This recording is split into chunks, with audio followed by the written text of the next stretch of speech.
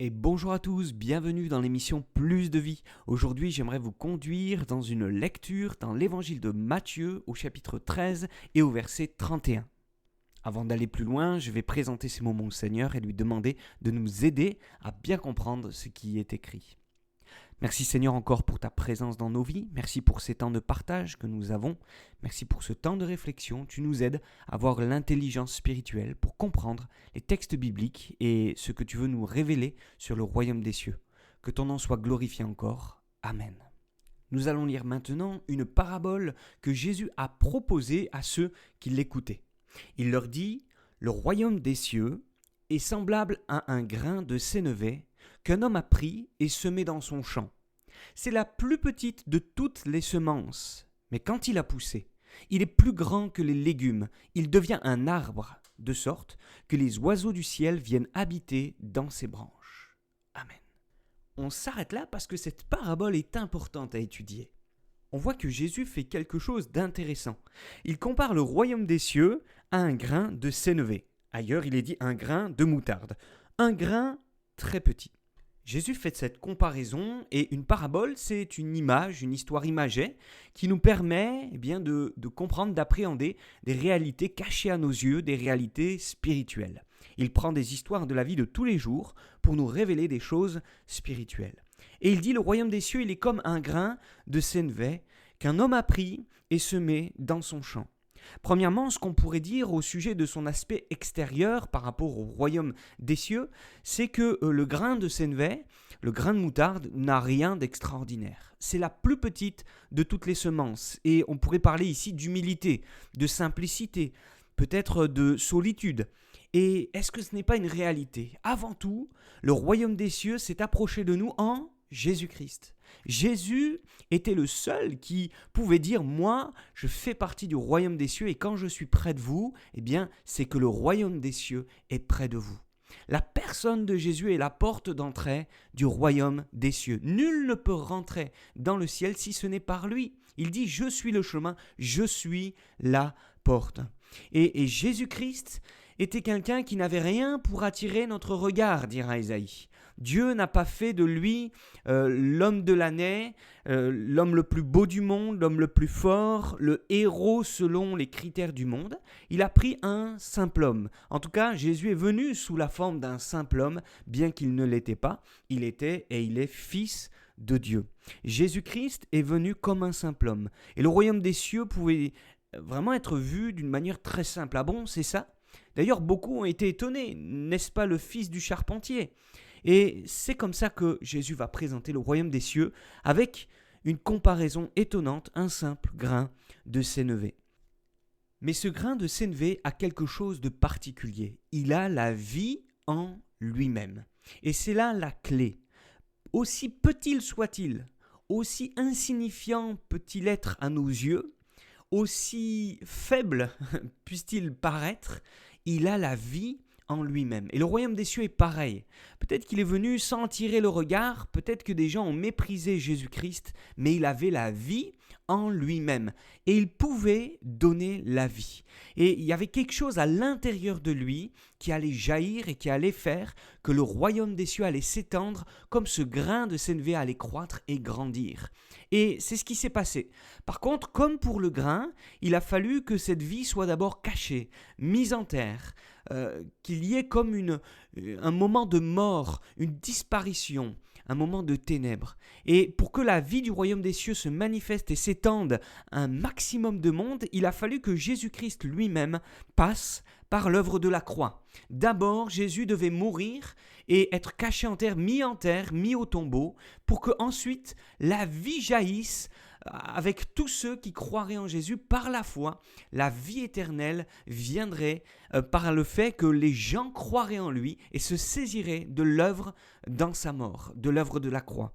C'est pareil que pour le grain de sénévé. Un grain, on le sème, on le met en terre, comme Jésus l'a dit dans cette parabole, et ensuite, avec le temps, il va germer, parce qu'il y a la vie, il y a une puissance, il y a quelque chose en lui. Et le royaume des cieux était semblable. Jésus est mort, beaucoup de personnes pensaient que c'était la fin, Pierre lui-même est retourné à la pêche. Il s'est dit, c'en est fini. On pensait que ça allait être un libérateur des Romains, un guerrier, fils de David.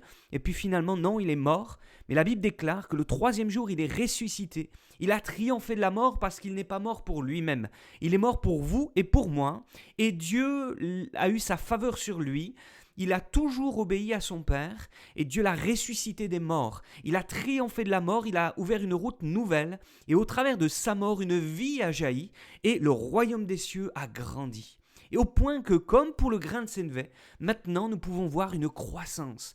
Il y a ce grain qui grandit, qui fait un tronc, qui fait une tige, puis ensuite des branches, des feuillages, au point même que les oiseaux vont pouvoir se cacher à l'intérieur. C'est l'image que Jésus nous donne dans cette parabole.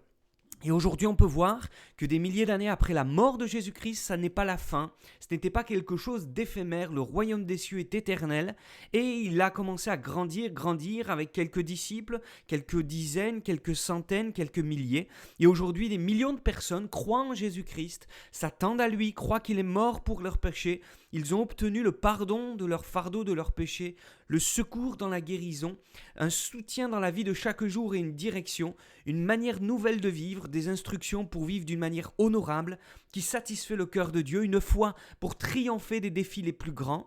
Et aujourd'hui, des gens de plus en plus nombreux, une foule nombreuse, et qui continuent encore, je le crois de tout mon cœur, à être ce royaume des cieux qui grandit, au point même que des oiseaux peuvent se cacher dans ses branches et dans son feuillage.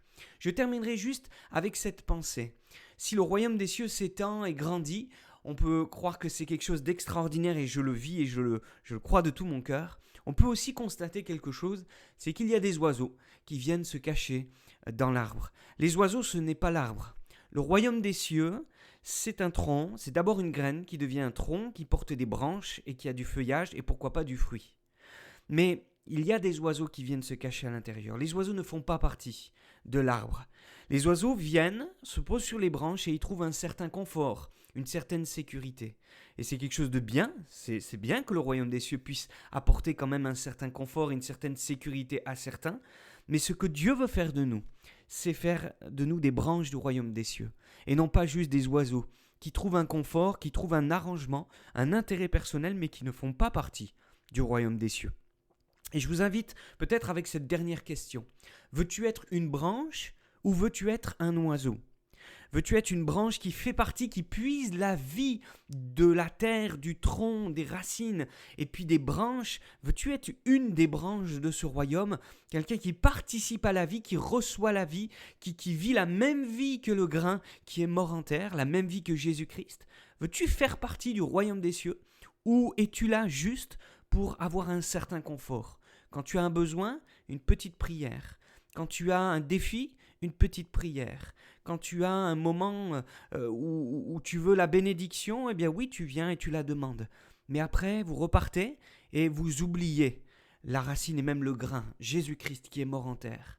Non, ce matin, maintenant, je ne sais pas quand vous écoutez ce message, j'aimerais vous dire, ne restez pas en dehors du royaume des cieux. Ne cherchez pas juste un intérêt apaisant, une philosophie. Croyez que Jésus-Christ n'est pas une philosophie, ni une morale, ni une religion. Jésus-Christ, c'est une personne et on peut apprendre à la connaître. Jésus dira, la vie éternelle, c'est qu'ils te connaissent, toi le seul vrai Dieu, et celui que tu as envoyé, Jésus-Christ ton Fils. Je crois que c'est important de se poser cette question. J'espère ne pas vous choquer ni ne vous embarrasser, mais vraiment vous aider. Peut-être que vous trouvez un confort ou un réconfort dans la religion. Ayez plus que ça. Ayez la foi en Jésus-Christ. Demandez-lui que sa vie coule en vous et que vous puissiez faire partie du royaume des cieux qui grandit et qui un jour sera mature pour pouvoir entrer dans les plans et le planning que Dieu a préparé dans l'éternité aussi avec lui. Oui, ne restons pas juste des oiseaux qui trouvons sécurité, confort, aménagement qui nous convient, mais plutôt faisons partie de ce grand arbre du royaume des cieux. Que Dieu vous bénisse, j'espère que vous pourrez faire le bon choix.